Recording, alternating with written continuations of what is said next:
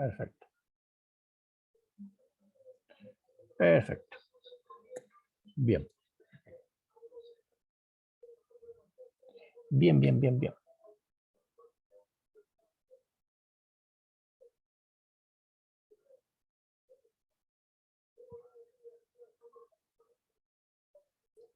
Ya, entonces, avancemos.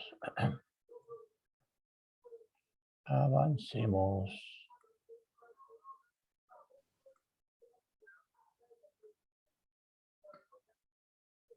Tenemos entonces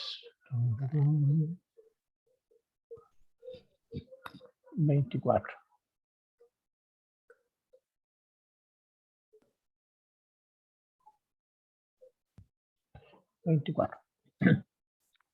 Ya, entonces, ahora empezamos a hablar nosotros de las máquinas eléctricas, ¿no es cierto? Y partimos hablando de la máquina eléctrica estática, que es el transformador. Partimos con algunas ecuaciones de magnetismo, ¿cierto? Están las ecuaciones de flujo magnético. Ya, pues llegamos al circuito magnético con el concepto de reluctancia, ¿cierto? Y finalmente llegamos al transformador, ¿cierto?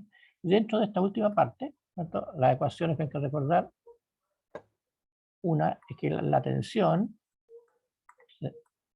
4,44 N flujo máximo por la frecuencia, ¿no? Entonces, volt RMS, valor efectivo, ¿no? Por lo tanto, en función del número de vueltas de la bobina, del flujo máximo y la frecuencia, ¿no? Yo puedo conocer cuál es la tensión que voy a tener en la bobina. Sí. ¿Puedo repetir el título? Es que lo escuché, pero se me olvidó el tiro.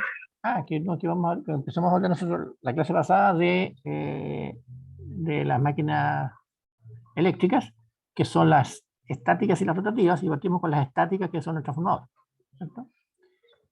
Y dentro de eso hablamos primero de algunas ecuaciones básicas de magnetismo, como la relación entre inducción, intensidad, flujo, ¿cierto? Para llevar finalmente al concepto de circuito magnético con lo que es reluctancia, ¿cierto?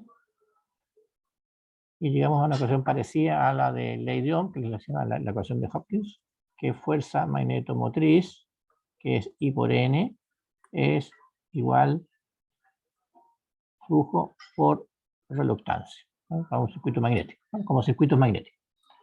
Y de ahí pasamos a las ecuaciones básicas del transformador, ¿cierto? Donde digamos que la tensión inducida, o sea, la tensión se puede obtener por esa razón. Recordando que eso nace primero de Faraday, donde Faraday nos dice que la tensión inducida nace producto de que hay una variación de flujo, variación de flujo, ¿no? Y lo exponía en el sentido de que si una bobina era atravesada por un flujo magnético, ¿no? Se producía en los terminales de esa bobina una tensión inducida, ¿no?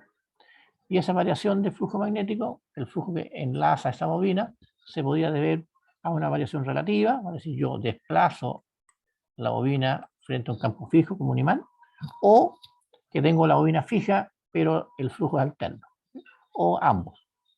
Ese es un tema, eso se demuestra fácilmente. Y la segunda instancia, bueno, ¿cómo se puede valorizar eso? Bueno, ahí está la ecuación, ¿cuánto se valoriza la tensión inducida? Si esto ahora no es una, son varias vueltas, lo que uno dice que es una bobina, n vueltas, ¿no? N vueltas, acá circula una corriente I, ¿cierto? Pero, ¿cierto? Tiene n vueltas y esa es atravesado por un flujo magnético alterno, pero este es el flujo máximo, y las señales de ese flujo magnético es alterna, tiene una cierta frecuencia. Entonces ahí tengo todos los valores, la frecuencia de la señal alterna, la magnitud del flujo magnético, el número de vueltas. Entonces yo voy a tener la magnitud de qué cosa, de la tensión inducida en la bobina, ¿no? Y finalmente, si eso ahora lo agregamos, ¿cierto? Lo agregamos en un dispositivo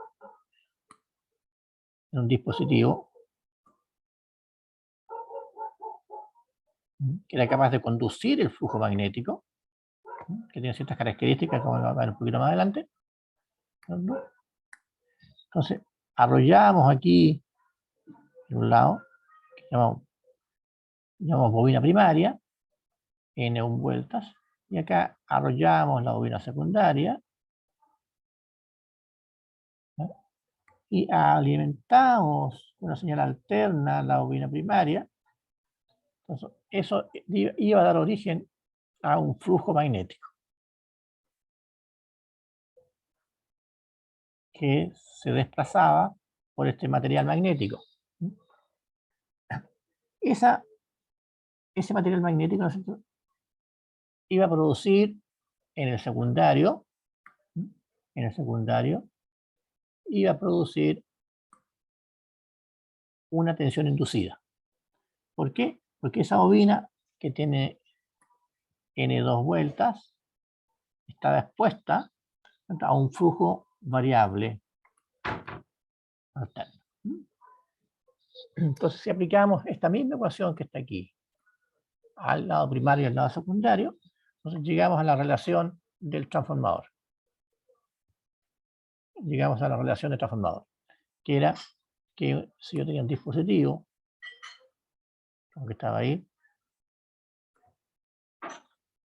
E1 es a E2, como N1 es a N2, eso se llama razón de transformación, y es la razón inversa, I2 partido por I1. ¿No?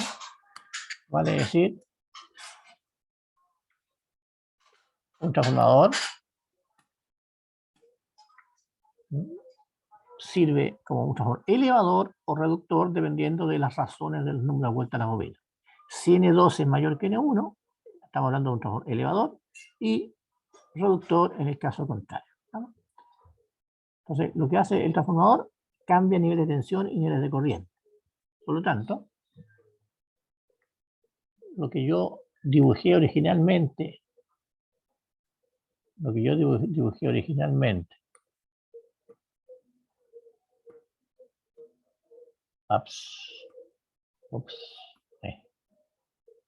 así.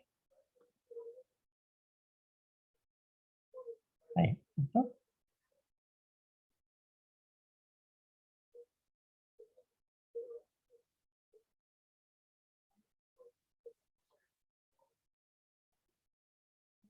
Quiero decir, esto es N1 vueltas, y tengo una tensión E1. Y acá tengo entonces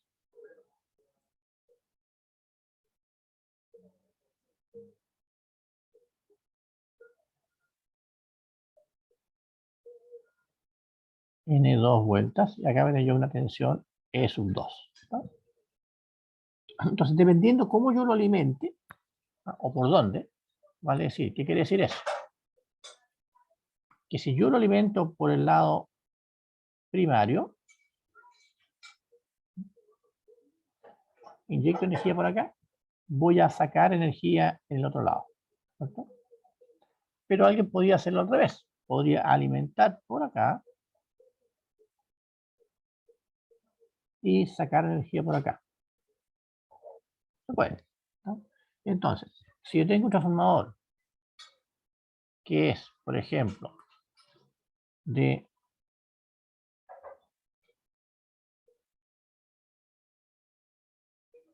10.000 volts a 500 volts, ¿cierto? Si alimento por 10.000, saco 500. ¿No?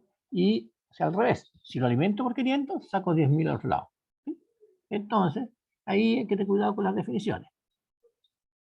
10.000 es a 500, por lo tanto, el lado de 10.000 se llama alta tensión, el lado de 500 se llama lado de baja tensión.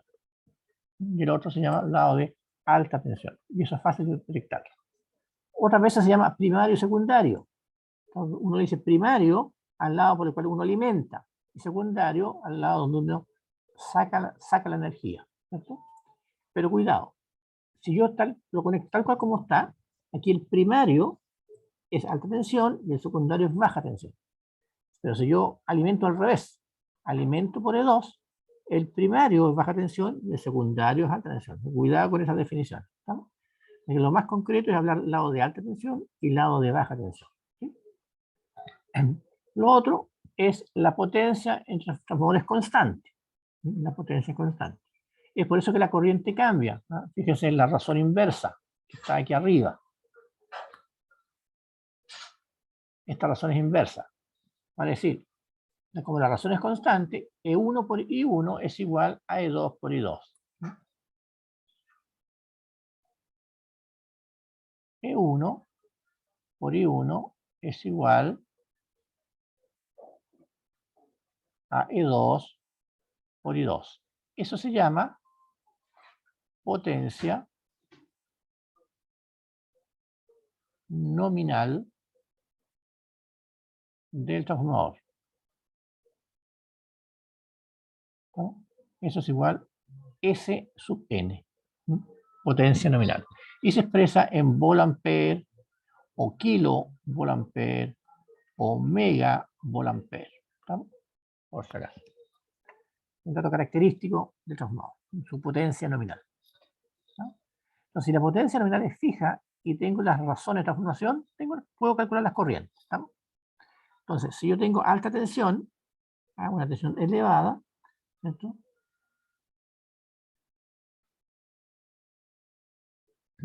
Significa que la corriente que tengo por acá, la corriente 1, es pequeñita, es pequeña. ¿No? Y si tengo baja tensión, sino que la corriente que tengo en baja tensión es corriente elevada. De tal forma que el producto de tensión por corriente sea constante. ¿No? Entonces, si la tensión baja de 10.000 a 500, significa que la corriente, ¿cierto?, va a tener que subir para mantener el equilibrio en la igualdad que está expresado acá arriba. ¿Se entendió? Ya. Ya. ¿Se entiende el tema de las... Bueno, después le puedo mandar unos figuritas de transformadores, fotos, transformadores reales. Unos videitos explicativos, más didácticos. No hechos por mí, sino por otras personas. ¿No? Entonces, pero se entiende la idea de la bobina, ¿cierto? Un conductor que ustedes lo piensen en un lápiz. Y por el lápiz ustedes enrollan el conductor, por ejemplo, el mismo del cable con el cual enchufa el computador, lo enrollan por ahí. Eso es una bobina. ¿No? Ya. Pero si se fijan, como yo lo tengo que enrollar, yo lo puedo enrollar hacia adelante y hacia atrás. ¿Estamos? O sea, yo puedo pasar el conductor, como lo ven acá con cuidado, lo puedo pasar por ahí o lo puedo pasar hacia abajo. ¿Eso tiene importancia? La verdad es que sí tiene importancia. ¿Sí? ¿Por qué? Eso tiene importancia cuando yo tengo que asignarle polaridad a mi transformador. ¿En dónde está el punto positivo? Entonces tenemos una primera ley, que es la ley de Faraday, que nos indicaba el valor de la tensión inducida, ¿cierto? Y por qué se producía. Ya. Lo que vamos a ver ahora es la otra ley importante, que se llama ley de Lenz. Ley de Lenz. ¿Para qué me sirve la ley de Lenz? La ley de Lenz me dice que es para determinar la polaridad. Sirve para determinar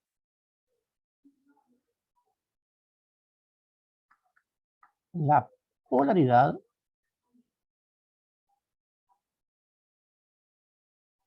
de la tensión inducida.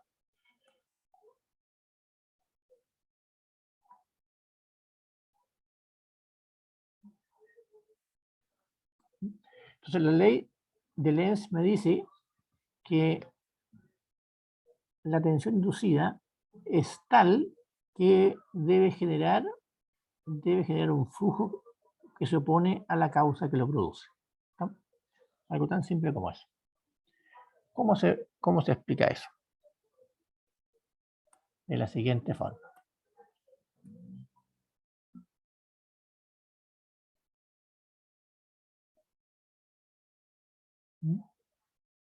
Vamos a ver aquí el flujo.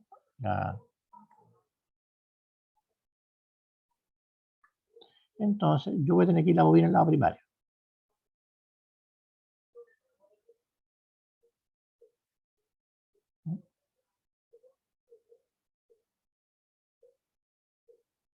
¿No? N1.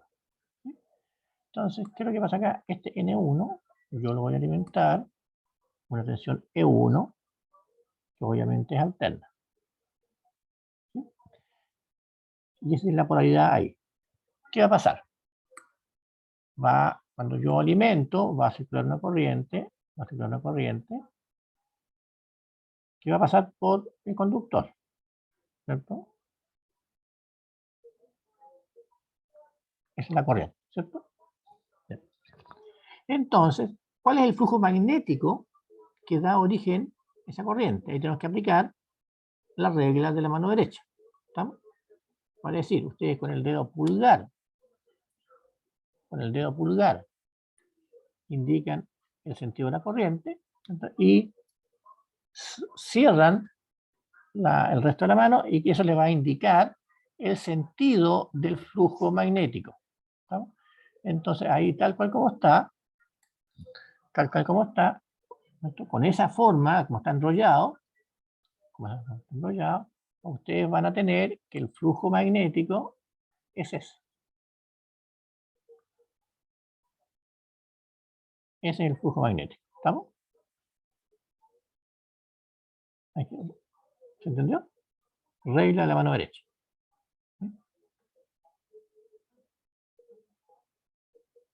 ¿Sí? El dedo pulgar apuntando en la dirección de la corriente, ¿cierto? La corriente, y en el fondo ustedes tienen que hacer lo siguiente. Este es el conductor, es el conductor que lleva la corriente, ¿no es cierto? El dedo gordo apunta en la dirección de la corriente y según el sentido cierran la mano y van a dar cuenta que él hace eso, la mano, en esa dirección. ¿Sí?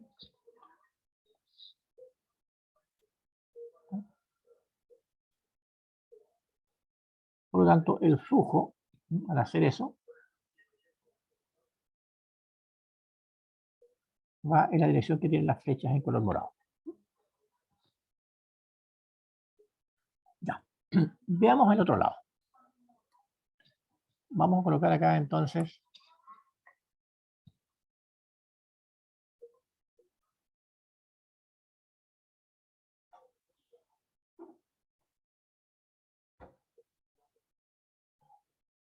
la otra bobina, ¿cierto? Que tiene N2 vueltas, ¿cierto? La pregunta es, obviamente que vamos a tener una tensión E2. ¿Dónde está el positivo acá? ¿Arriba o abajo? ¿Dónde está el positivo?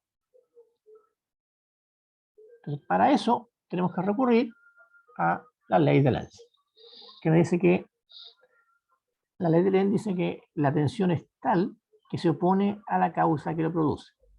¿Qué quiere decir eso? Yo tengo dos alternativas. ¿Cuáles son las dos alternativas? Que la corriente salga por aquí o salga por abajo. ¿Vale? Esas dos alternativas. Alternativa A o alternativa B. Una de esas dos. ¿Sí? Entonces, lo que me dice la ley de Lenz, ¿cuál es la correcta? La correcta es aquella que me genera un flujo magnético que se opone a la causa que lo produce. ¿Qué me va a dar origen a esa corriente? Es la tensión inducida E. Y esa tensión inducida E nace producto del flujo magnético que enlaza la bobina 2. Por lo tanto, esa corriente, al circular por la bobina 2, debe generar un flujo que se opone a la causa que la produce. ¿Y quién la produce? Este flujo. Ese flujo magnético, que va hacia abajo. Por lo tanto, la corriente debe ser aquella que me genere un flujo en la dirección opuesta, que se opone a la causa que la produce. ¿Estamos? Me debe generar un flujo en esa dirección. ¿Estamos? Según Lenz. Debe ser esa dirección del flujo. Entonces la pregunta es, ¿cuál corriente, la A o la B, es la que me genera un flujo en esa dirección?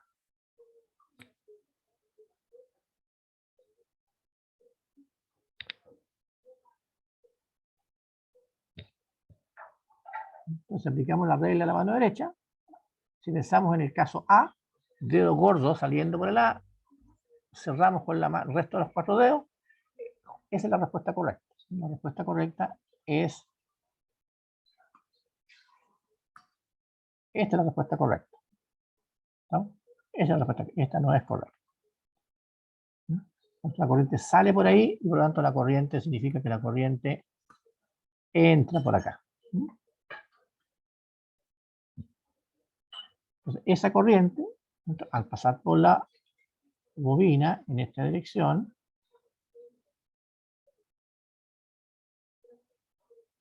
en esa dirección, ¿no es cierto? En esa dirección, va a generar el flujo verde, y el flujo verde se opone al violeta, que es el que produce en el fondo causa origen. ¿Sí?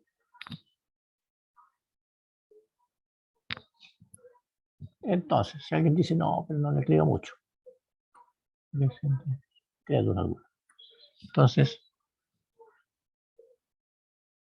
supongamos que tengo otra bobina.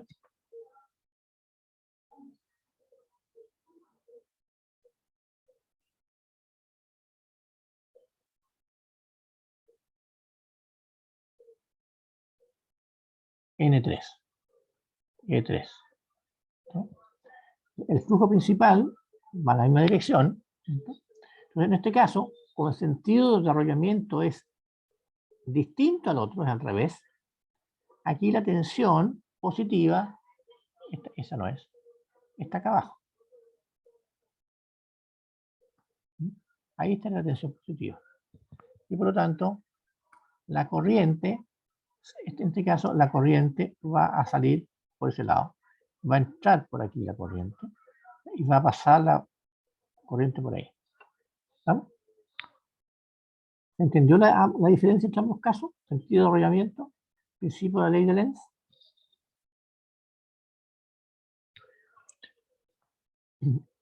Ahora bien, obviamente cuando yo tengo un ejercicio en la prueba, en el control, yo no dibujo esto, yo no dibujo el transformador completo, dibujo un esquema, un monito. Ese monito se dibuja de la siguiente forma, se dibuja así.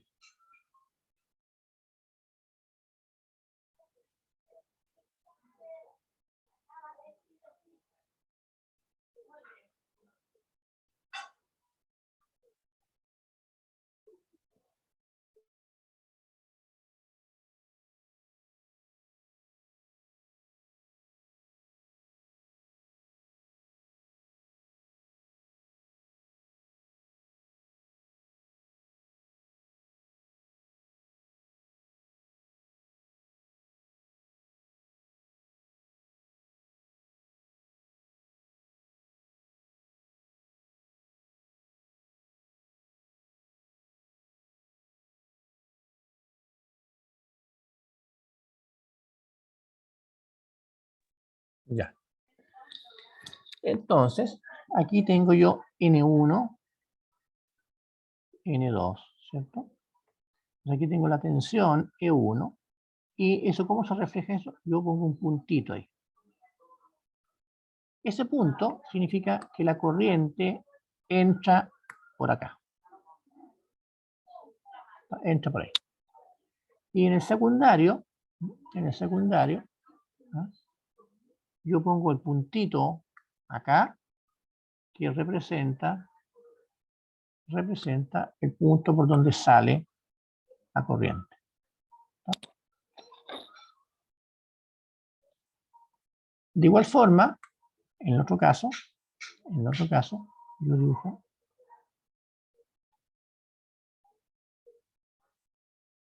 N1, N3. Aquí tengo el puntito. Y en este otro caso, el punto lo tengo que dibujar acá. Tensión positiva. Y acá la tensión positiva está acá. Acá la tensión positiva está ahí. ¿Sí? Entonces aquí la corriente entra por aquí. Acá la corriente entra por aquí y sale por acá. ¿No?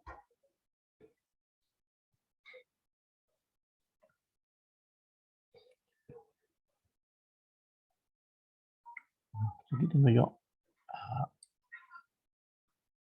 E1, E2. Aquí tengo yo E1, E3. ¿No? Esa es la secuencia. Ahora, ¿para qué me sirve eso? Bueno, vamos a ver después, más adelante, que yo puedo conectar, de hecho, así pasa en las industrias, se pueden conectar transformadores en paralelo. ¿No? Y para conectar dos transformadores en paralelo, una cosa que tiene que tener muy en cuenta es la polaridad. ¿No? Porque si no, es como conectar dos pilas al revés. No sirve de nada. ¿No? No sirve de nada. Se van a anular. ¿No? Así que, primer concepto que tiene que quedar clarito. Entonces, eso tiene que ver con la conexión. ¿No? Y cuando veamos el tema de transformador en paralelo, va a tener más sentido.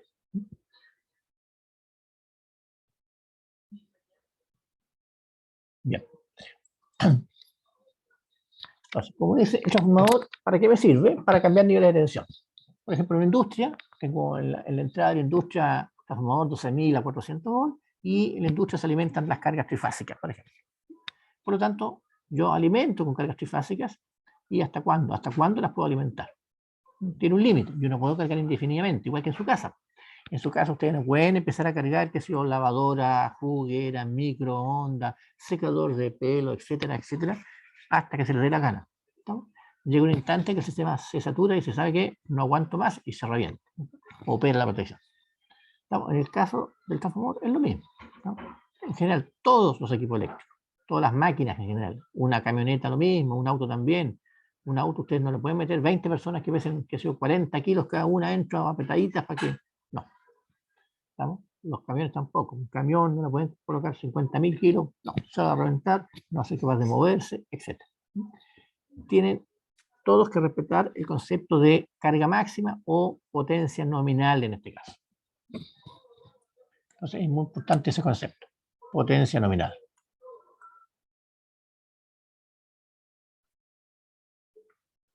Potencia nominal, que es un dato de placa. SN. Entonces, si el transformador tiene una potencia nominal, por ejemplo, de 4.000 volt-ampere, ¿no? Y la tensión 1 es de 8.000 volts y la tensión 2 es de 40 volts, eso implica, ¿qué cosa? Que yo tengo la corriente nominal 1, 4.000 volt-ampere sobre 8.000 volts, eso es igual 0,5 amperes, y voy a tener una corriente nominal 2, que son los 4.000 volt-ampere partido por 40 volts.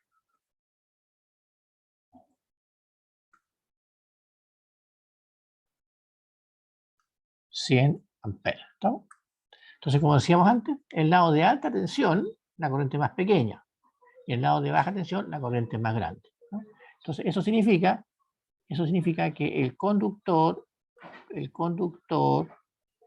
en baja tensión es más grueso. ¿Por qué? Porque debe soportar 100 amperes. ¿No? Entonces, para soportar 100 amperes, tiene que ser mucho más grueso que un conductor que soporta solamente 0,5 amperes. El conductor más delgado. Conductor más delgado. ¿No? Por si acaso. Ya. Entonces, ¿cómo voy a jugar con el transformador? Bueno, para eso yo requiero simular el transformador. Por lo tanto, no necesito conocer el circuito equivalente del transformador.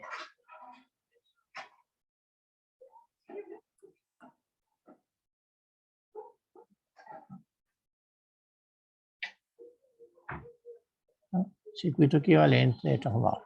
¿Sí? Entonces, y para eso tenemos que recordar nuevamente que mi transformador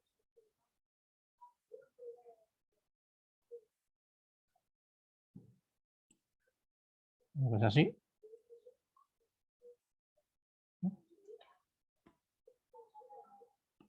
Y tenemos aquí una bobina primaria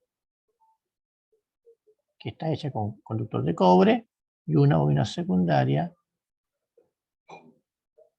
que está hecha con conductor de cobre. ¿Estamos?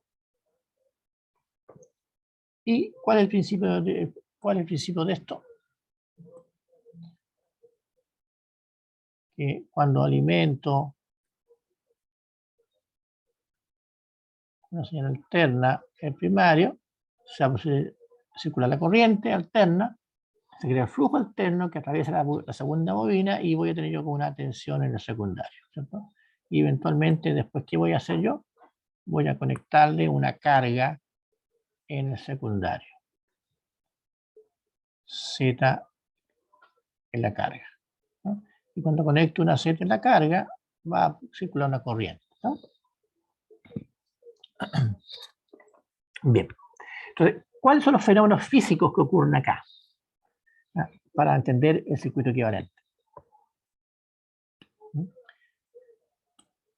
Los fenómenos físicos que ocurren acá son los siguientes. Entonces, no, circula corriente, ¿cierto? Esa corriente pasa por el conductor de cobre,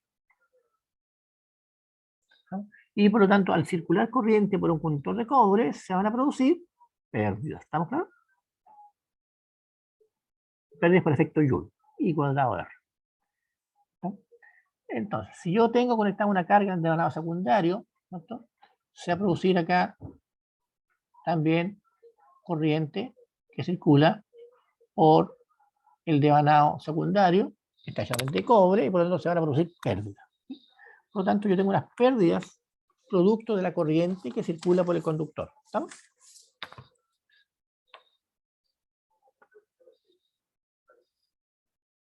Producto de la corriente que circula por el conductor. ¿Estamos? Ya, vámonos al flujo magnético. Circulaba corriente, esa corriente que pasaba por la bobina generaba un flujo magnético, ¿cierto? Este flujo magnético tenía la dirección vista anteriormente,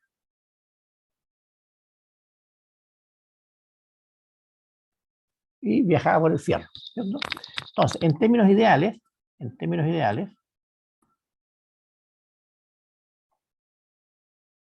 era un flujo. Entonces, si nu tiende a infinito, implica que todo el flujo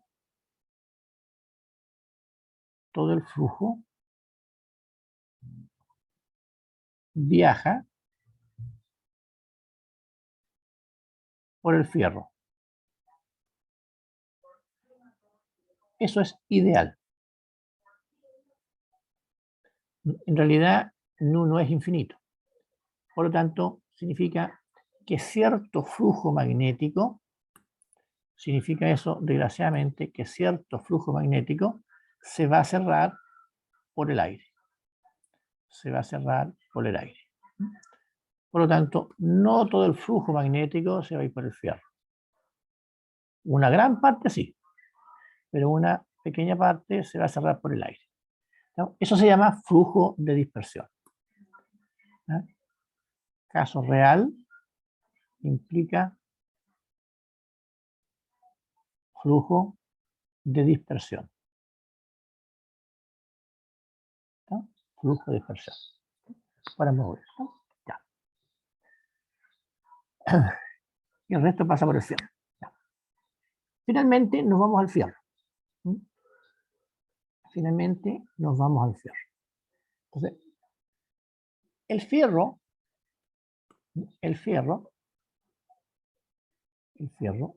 vamos a dibujarlo acá, aquí. Ahí. Esto es aquí. Ahí. Ese fierro. Está aquí.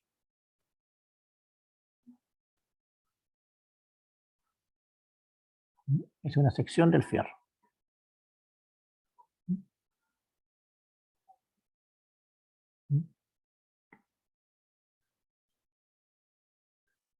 Una sección del fierro, ¿no?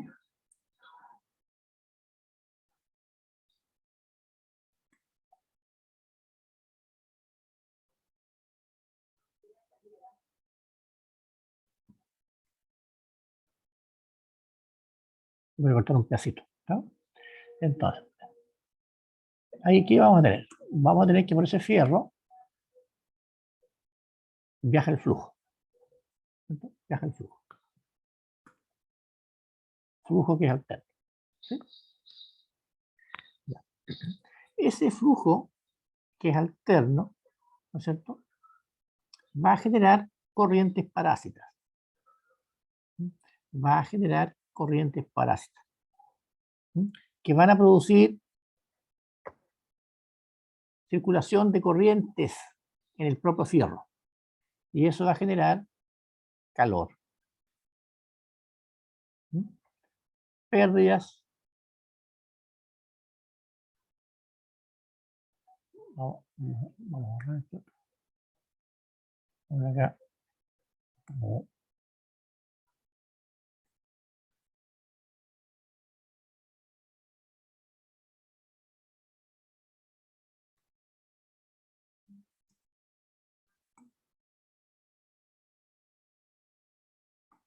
Corrientes parásitas o de Foucault o de Foucault, ¿no? Corrientes parásitas. Eso implica calor, implica pérdidas en el fierro. Si uno no tiene cuidado, el fierro se puede, si el fierro está mal dimensionado, si es un fierro sólido, se transforman en verdaderas estufas, ¿no? Tiene muchas pérdidas. Esa es la razón por la cual las máquinas eléctricas no están hechas de fierro sólido, sino que están hechas de láminas, ¿sí? Pequeñas láminas. Si ustedes, después les voy a mostrar una foto donde aparecen que estas son láminas. En realidad son láminas. Está hecho con láminas. Pequeñas láminas aisladas unas de otras. ¿No? Aisladas unas de otras. ¿No? Esas láminas minimizan las pérdidas por corriente, pero no las hacen cero. ¿No? No las hacen cero, por si acaso. Primer efecto. El segundo efecto que vamos a tener acá, desgraciadamente, con los circuitos magnéticos, es la histéresis. Vale decir, déjenme ver acá este poquito.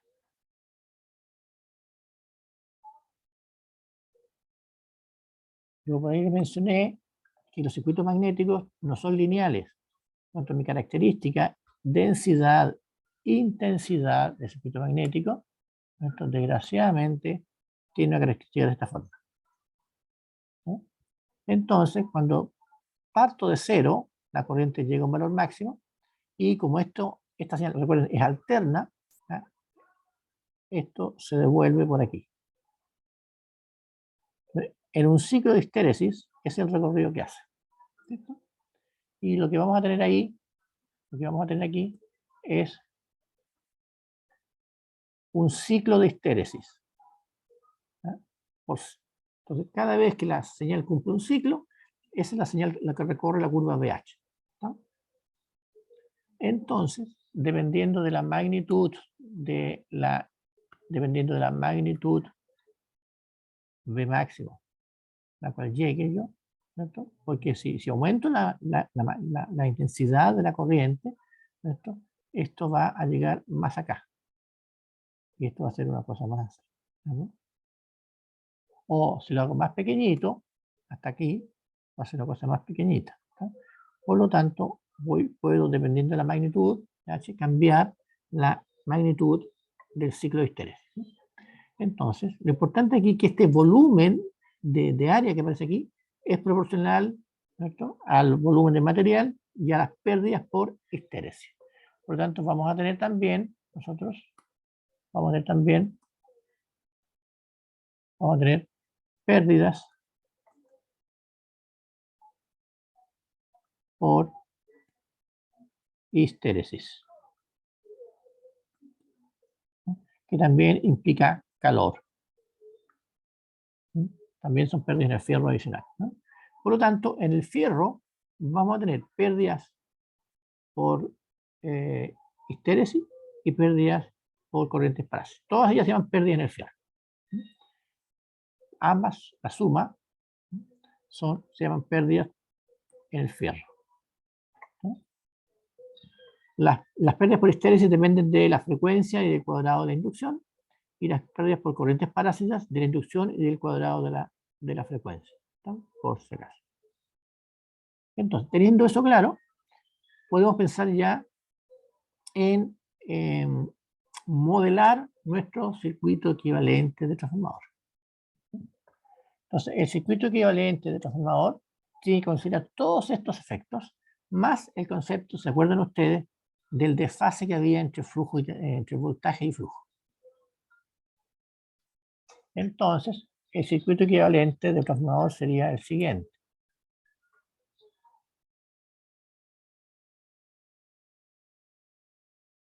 Circuito equivalente.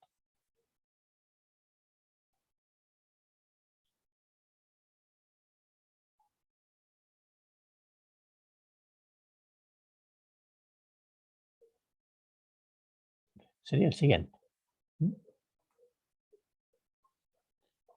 Tenemos resistencia, que representa las pérdidas por calor, inductancia, que representa las pérdidas del flujo magnético.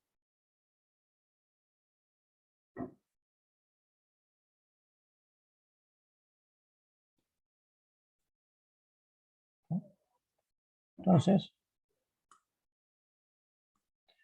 a esto tiene un nombre. Esto se llama R1 JX sigma 1 o X1. Entonces, el primero representa las pérdidas por calor cuando circula corriente por el devanado primario, por la bobina primaria. ¿De acuerdo? ¿Estamos? Y el otro representa las pérdidas por del flujo que se cierra por el aire. Lo mismo en el secundario. Tenemos la resistencia, que sería R2, y el... Bueno,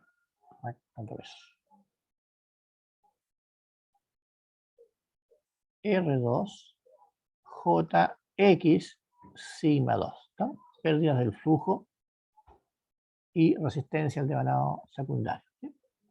Ya. Pero a eso hay que agregarle dos elementos que son las pérdidas en el fierro y el flujo principal, ¿no? Y eso va aquí. Esto es lo que llamamos rama magnetizante.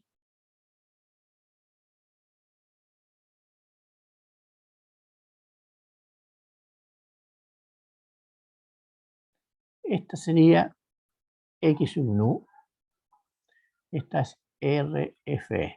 Entonces, RFE representa las pérdidas en el fierro por corrientes parásitas y histéresis, y X nu representa el flujo principal, ¿no? Y el hecho de que esté puesto en esa forma, ¿no es cierto?, es porque de alguna forma refleja el desfase que debe existir entre las tensiones y las corrientes. Y este es nuestro casi modelo de transformador, donde, insisto, cada uno de estos 2, 4, 6 elementos representa un fenómeno físico que ocurre en el transformador, ¿no? Entonces,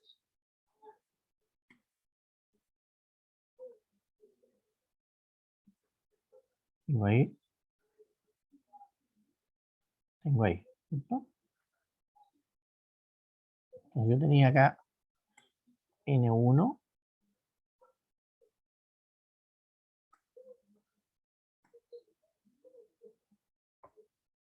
N1, N2, ¿cierto? Ahora, ¿alguien me puede decir qué es lo distinto? Porque ahí está el transformador, ¿cierto? Y vamos acá para que se note bien.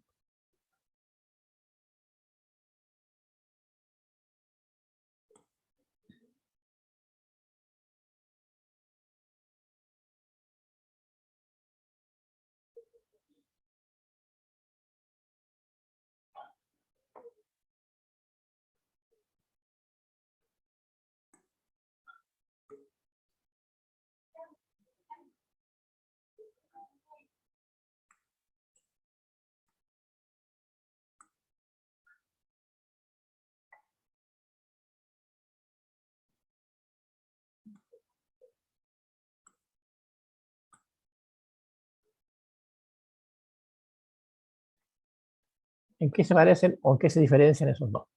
Piénsenlo un ratito. 30 segundos.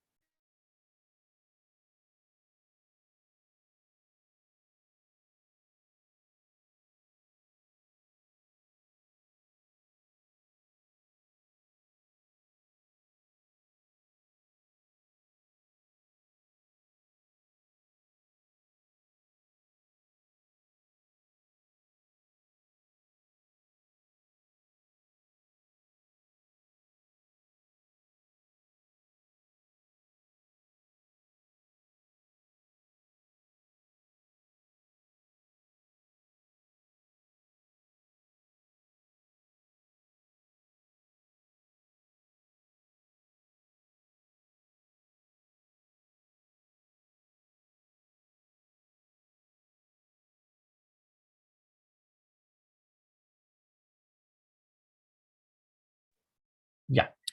¿Ven la diferencia? ¿Qué tienen de igual ambos?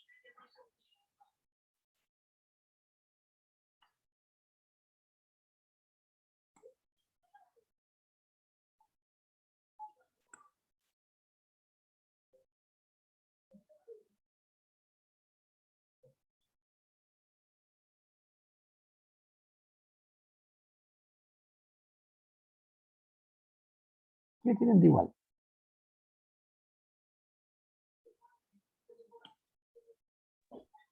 Los dos cables a los lados. ¿A cuáles cableados te refieres tú?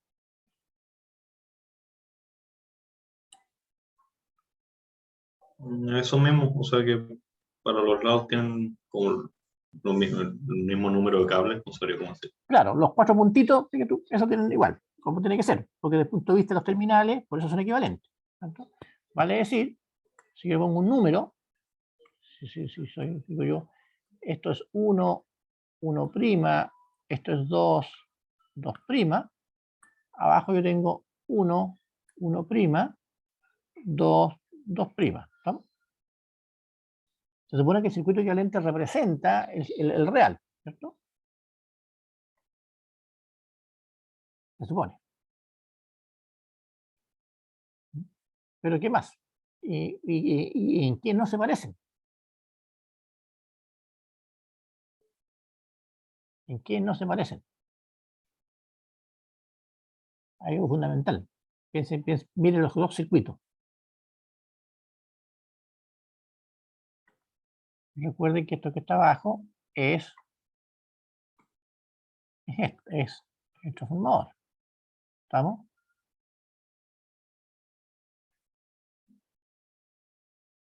Recuerden que es el transformador.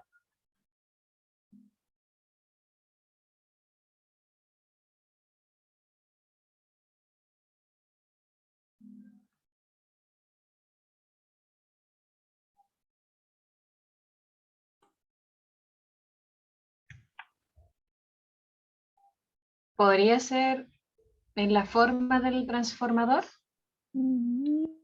O sea, es que uno se dibuja de una forma y el otro de otra, el que está arriba. No, porque el de arriba es el circuito equivalente. ¿Estamos? Este que está aquí, este que está arriba, este es circuito equivalente. ¿Estamos? Este que está aquí es el real. Y el que está abajo, acá abajo es una yo reemplacé, en vez de dibujar el transformador, dibujé las dos bobinas nomás. ¿Está? Pero hay algo fundamental ahí. Hay una diferencia. ¿Cuál? O sea, que el de abajo está separado, pero el de arriba está conectado entre sí. Exactamente. Si se fijan, en el circuito equivalente, yo tengo una unión física entre 1' y 2'. Por lo tanto, ¿qué significa eso? Que si yo parto de aquí, yo llego al otro lado. ¿Cierto? Sin embargo, en el real, no puedo llegar al otro lado. Acá no puedo llegar de acá a acá. ¿Estamos claros? Por lo tanto, desde ese punto de vista, alguien podría refutar que lo que yo pongo como circuito equivalente representa al circuito transformado. ¿Cierto? Alguien me podría demandar ante el juicio frente a la Haya. ¿Cierto? De que lo estoy engañando. Estoy dando un caramelo que se lo están comiendo y ese caramelo está envenenado. ¿Cierto? Bueno, la verdad es que es cierto. Así tal cual como está, no son 100% equivalentes. ¿No? ¿Por qué? Porque en circuito real yo no tengo una conexión física entre primario y secundario. Esa es la gracia del transformador. La unión entre primario y secundario es netamente magnética a través del flujo. ¿Estamos? Entonces, aquí hay un flujo magnético. Aquí hay un flujo magnético. Aquí hay un flujo magnético que permite el traspaso, entre comillas, de la energía entre primario y secundario. Lo que no es en el circuito real. Entonces, para hacer esto real, para que sea equivalente, ¿cierto? Lo que tendría yo que hacer en el circuito, acá en el circuito real, tendría yo que incorporar acá un transformador ideal, transformador ideal,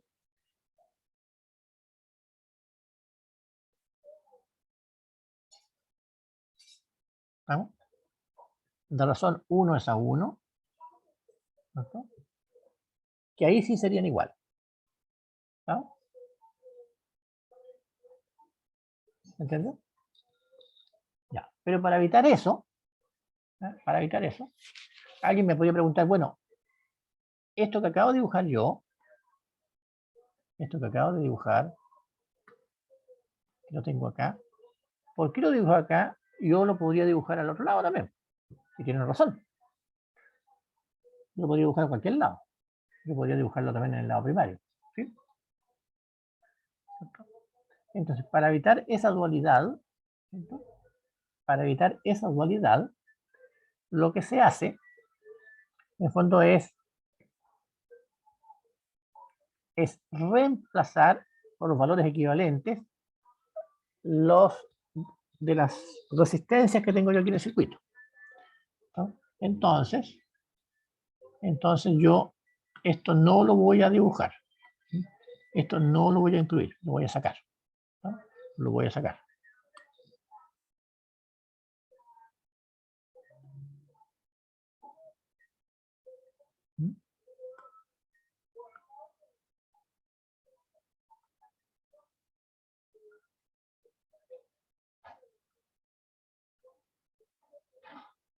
Ahí.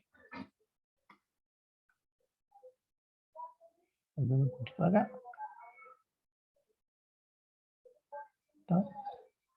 Lo voy a sacar. ¿Cierto? ¿Y cómo lo hago real entonces? Muy simple. Fíjense bien lo que voy a hacer yo ahora. Presten mucha atención. Voy a agregar acá, fíjense, una cosita muy pequeñita. Point, point. Agregué esa cosita. Así de simple. Y con eso el circuito equivalente sí se representa al circuito real. ¿Estamos? Vale decir, yo tengo acá un X sigma 2' y un R 2'. ¿Sí? Entonces, ustedes dirán, ¿qué significa eso? Estoy haciéndole eso nuevamente. Bueno, R2' es la resistencia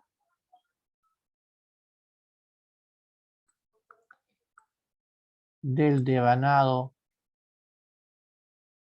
2 referido al devanado 1. ¿No? Y X sigma, X sigma 2' es la reactancia de dispersión del devanado secundario referida al devanado primario.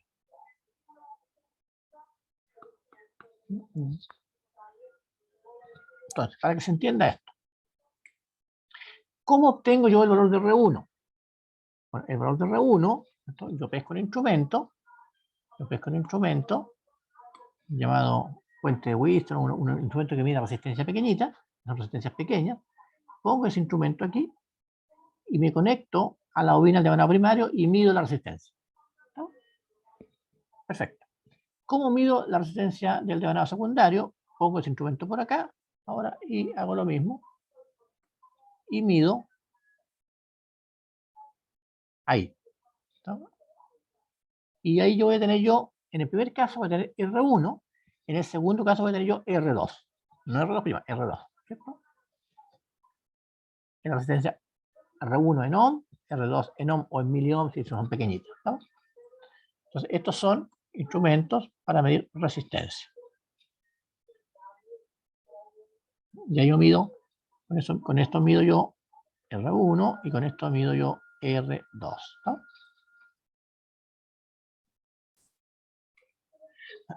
Sin embargo, ¿cómo refiero yo R2 a R1? Significa que lo tengo que referir al lado primario.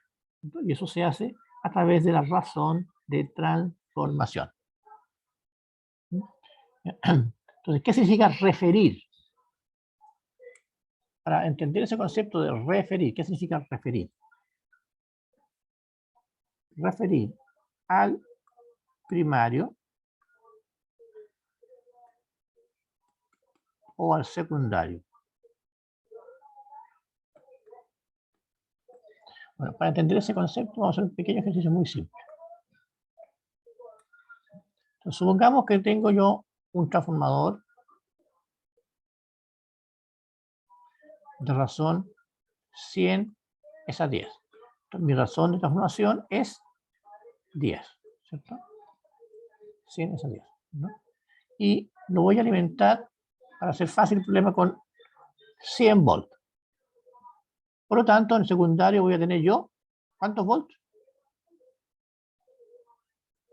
10 volts, ¿estamos? Muy simple. Ya. Muy simple, 10 volts. Entonces, primero estamos listos. Entonces, ahora vamos a conectar una carga. Vamos a conectar una carga ahora.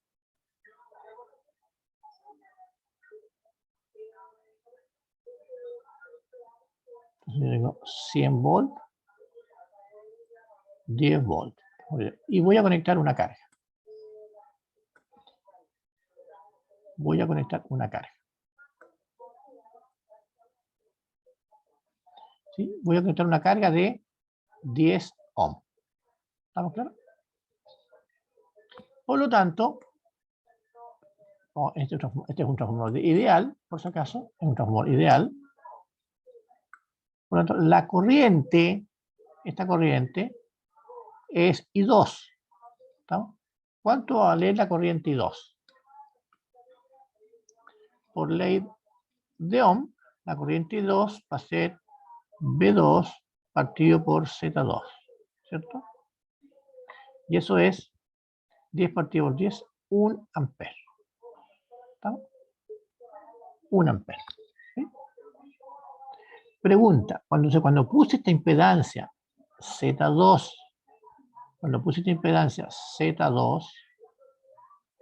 va a circular una corriente de 1 ampere por el devanado secundario. Pregunta, ¿qué corriente está circulando en esas condiciones en el devanado primario?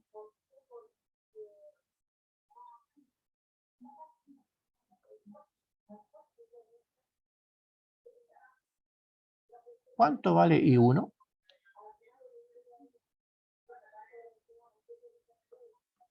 ¿Cuánto vale I1?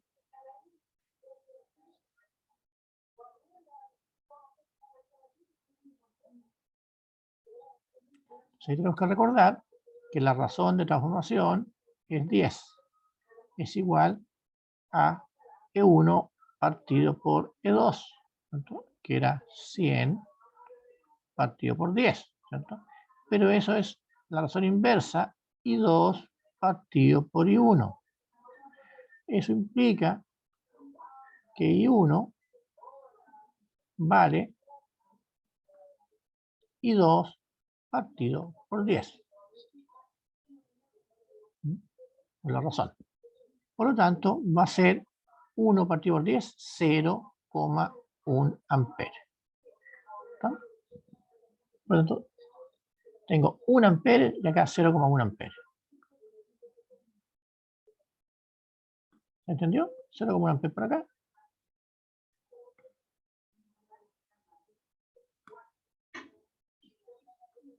Un amper por acá.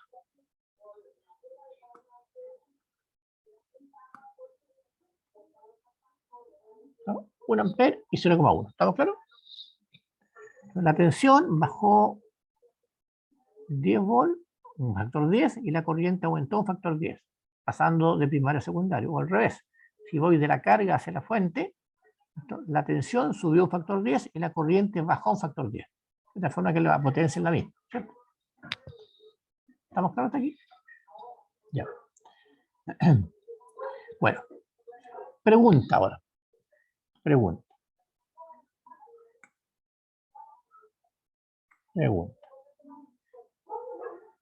Dado que la fuente de 100 volts ve una corriente 0,1 amperes, ¿cierto? La pregunta es, si yo tengo ahora una fuente de 100 volts y le conecto una carga que desconozco, de tal forma que la corriente que circule sean los mismos 0,1 amperes. O sea, la misma corriente.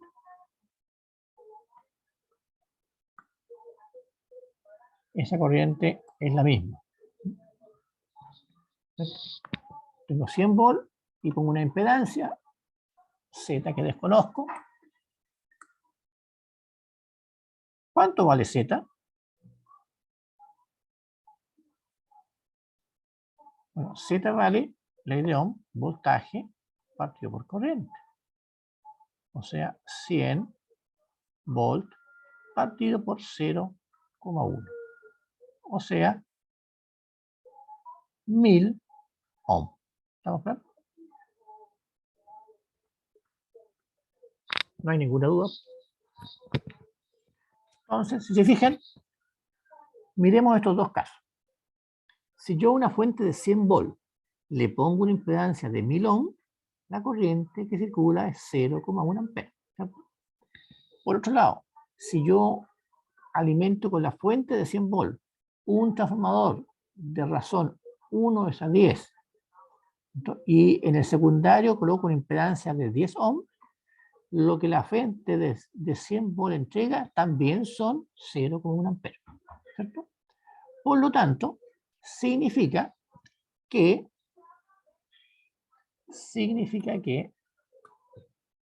esta impedancia de 1000 ohm es equivalente a la impedancia de 10 ohm referida. O sea, dicho de otra forma, la impedancia Z2 referida al lado primario es de 1000 ohm. ¿Sí? Entonces, si uno hace el cálculo teórico, ¿no?, uno llega a la conclusión de que Z2' es igual a Z2 por la razón de transformación al cuadrado. Y esa es la famosa formulita.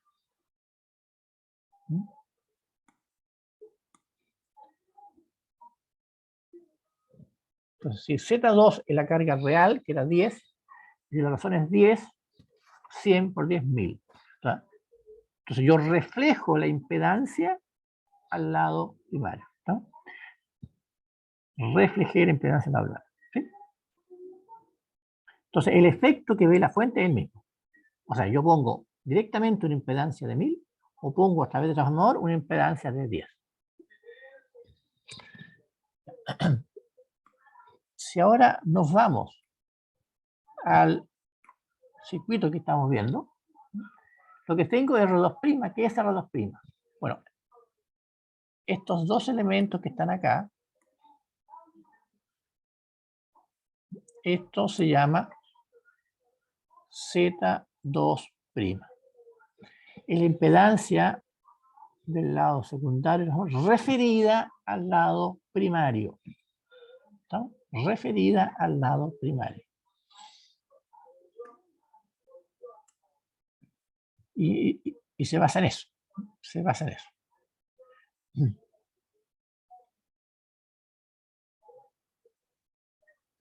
Y acá tengo yo, esto es Z1. Por lo tanto, si alguien lo mira como circuito, si alguien lo mira como circuito, el circuito equivalente transformador, uno lo podría interpretar como 3 o 4 impedancias. Una impedancia, una segunda impedancia y una tercera impedancia. ¿No? Ahí.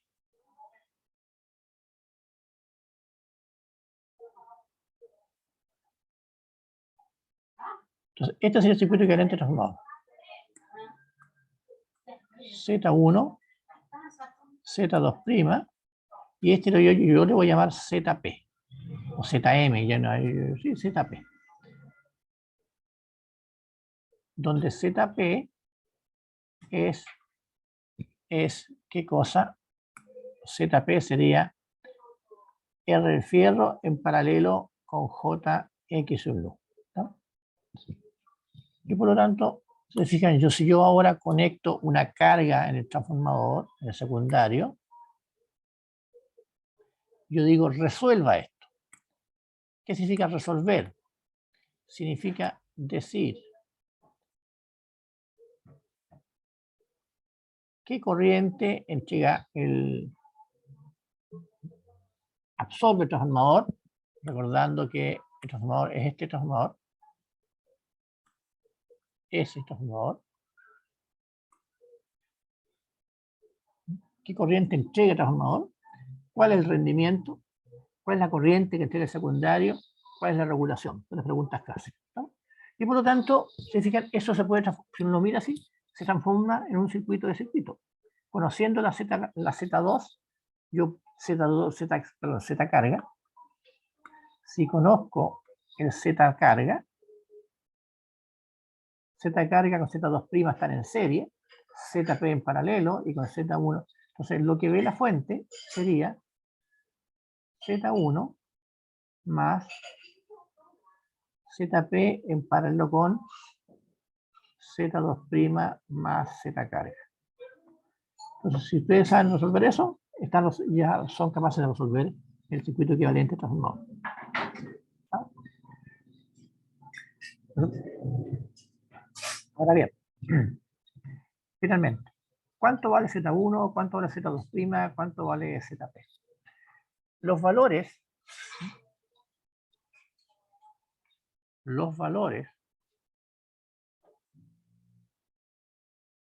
de los parámetros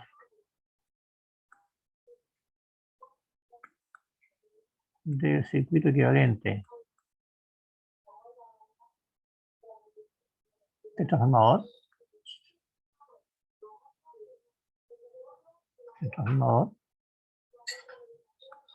se obtienen a través de dos ensayos que están normalizados.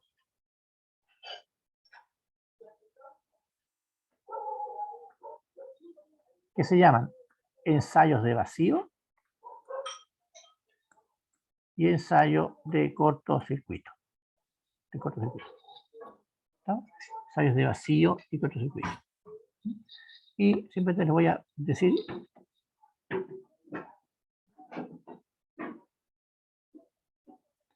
aquí tengo mi transformador.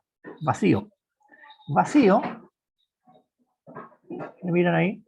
No, voy a una cosa más para que quede claro.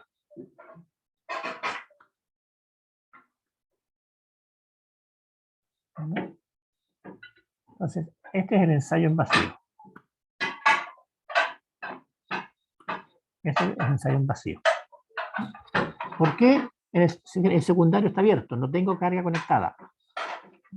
Por lo tanto, si miran con cuidado ahí, la corriente I2' vale 0.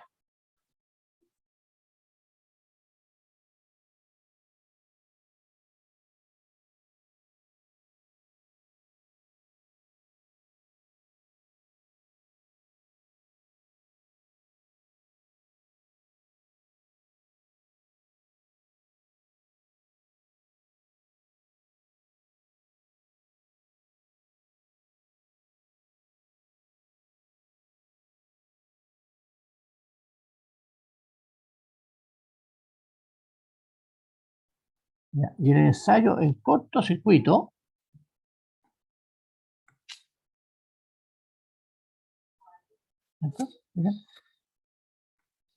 se cortocircuita, de ahí viene el nombre, se cortocircuita el devanado opuesto donde está la fuente con un cable. Cortocircuito. ¿No? Entonces, con el primero, el ensayo en vacío, se obtienen la rama de magnetización, y con el ensayo de cortocircuito se obtienen los parámetros del ensayo de la rama superior. Por si acaso. Entonces, después lo que hace, vamos a ver cómo se hace, pero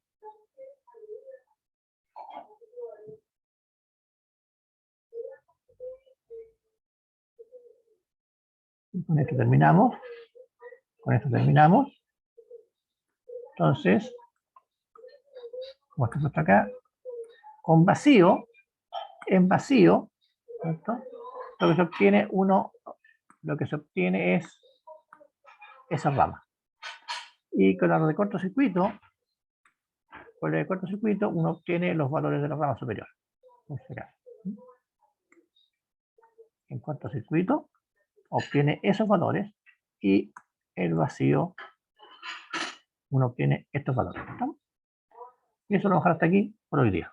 El próximo viernes vamos a ver cómo a través de los ensayos, ¿cierto?, obtenemos cada uno de estos elementos.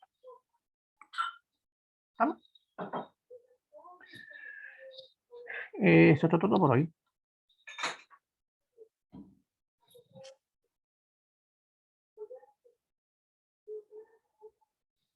Ya, señores.